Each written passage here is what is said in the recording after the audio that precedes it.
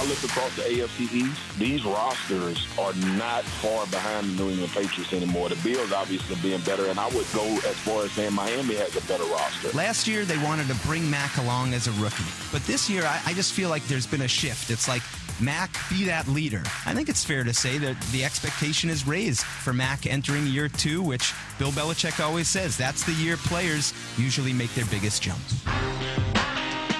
Keyshawn and Jay with Max, ESPN Radio, Sirius XM Channel 80, and your smart speakers say play ESPN. We pop up. You can download the podcast. You can check us out on ESPN2. Jay with a little time off. Key. So it's two-a-days, and we're starting with the Patriots. You heard what was said about Mac Jones just now coming in. This is very Parcellian. This is very Johnsonian, that you subscribe to this philosophy. You talk about the progression of a quarterback. So Mac Jones, 68% of his passes, 3,800 yards, 22 touchdowns as a rookie, won a bunch of games. What do you think of his rookie season? What are you expecting from him, or what do you want to see in his sophomore year? Well, I think he played just like a rookie, Max, right? He had the training wheels on. He did exactly what he was supposed to do. He didn't screw it up, but he couldn't win it either. And I think that's okay for a rookie quarterback in his first season in NFL. You throw for 3,800 yards. You take your team to the playoffs. You dink and dunk. You lollipop your way through. And you continue to just learn the speed of the game, and you kind of let the players around you take care of business. And I think when you talk about 68% of the passes, completion percentage, yeah, he's going to have a high completion percentage rate because most of the stuff is at the line of scrimmage or behind the dang on line of scrimmage. I mean, it wasn't like he was pushing the football down the field. In year 2, you take one of those training wheels off, and you let him hobble along. And if you do that, then all of a sudden he becomes a much better player, and that 10-7 record goes up or down for you, but he becomes a much better player. He's more confident. He has confidence. He's comfortable in the situation. He understands the speed of the game, and he just continues to get better. And that's what I think is going to happen to him, is he's just going to get better under this situation. Now, will he ever be better than some of the other guys that were drafted in his class? Who knows? But he's in a perfect situation in a division. Buffalo's, controlling, but they're right there behind Buffalo and maybe slightly even with the Miami Dolphins as far as I'm concerned.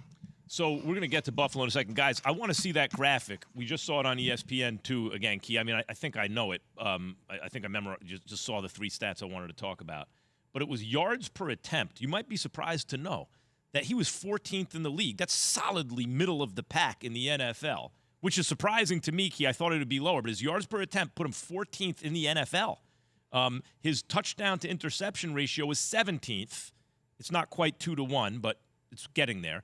And his total QBR is just above average. Average QBR is like 50, right? So he's a 50.9. So that's 16th. So he is very middle of the pack as a rookie in those 3 important categories. And then the most important category, of course, is wins, and his team won a bunch of games, went to the playoffs. Now, we heard also about the roster. On the way in, we heard sound about the roster. I think that was Marcus Spears saying that, when you look at the roster of the Dolphins, obviously the Bills, it's a better roster. But, Key, I remember a lot of those Belichick teams led by Brady, at least guys like me, maybe you felt differently. But I would look at the roster and go, it's not like a superstar spectacular. It's good. They have lots of nice pieces. And that's what this team looks like to me again. It looks like a normal Patriots kind of roster. Nothing jumps out at you at receiver where you go, oh, my God, but somehow they get it done. What do you think about the talent on the Patriots roster? I think they're a little bit probably behind Miami. But in front, look, I would say they're probably a little bit behind the Jets and Miami. Ooh, the Jets too. Well, the Jets are young with a lot of talent. So you think they're the no, but that doesn't mean roster in the AFC East? But see, that doesn't mean that the team is better than the New England Patriots. It just means individuals probably have more upside and more talent. Their potential, given their age, and all that sort of stuff, doesn't mean that they're better than them. Right. I still think that New England as a team is probably better than the Jets. And slightly right there, Miami kind of maybe just a little bit up. Just a little bit. I don't think that it's a big separation between Miami and New England. Right. Now, you got to remember, this is a new head coach going into Miami.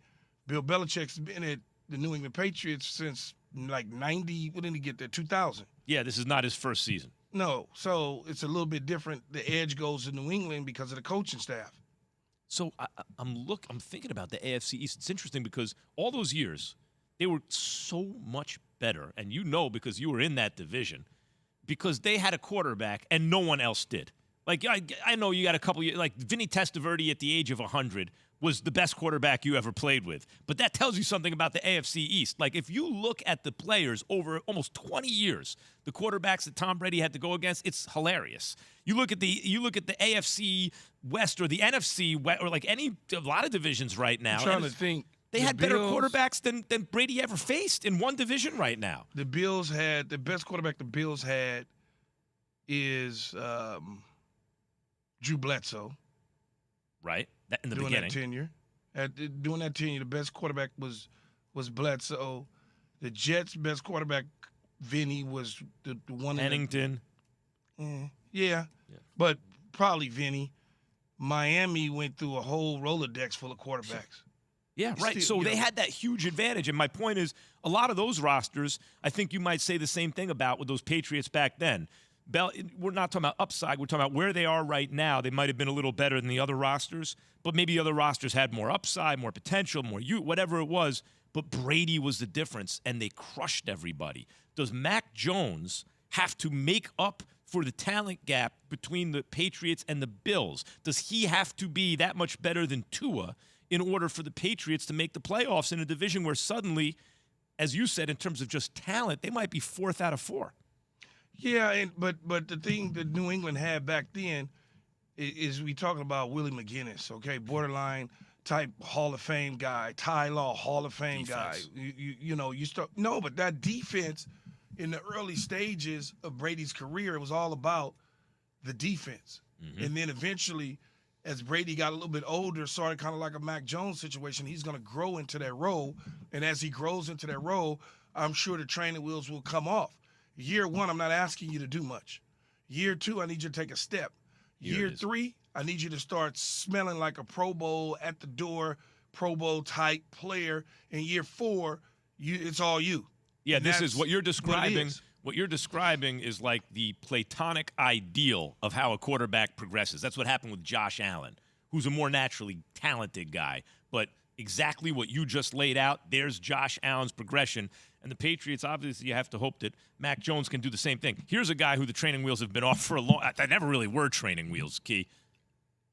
But because you should hear what Tony Romo had to say about Dak Prescott. We're going to get into that a little later. Coming right up, LeBron says teammates don't have a win or bust mentality. Teammates that don't have that mentality. Was that English?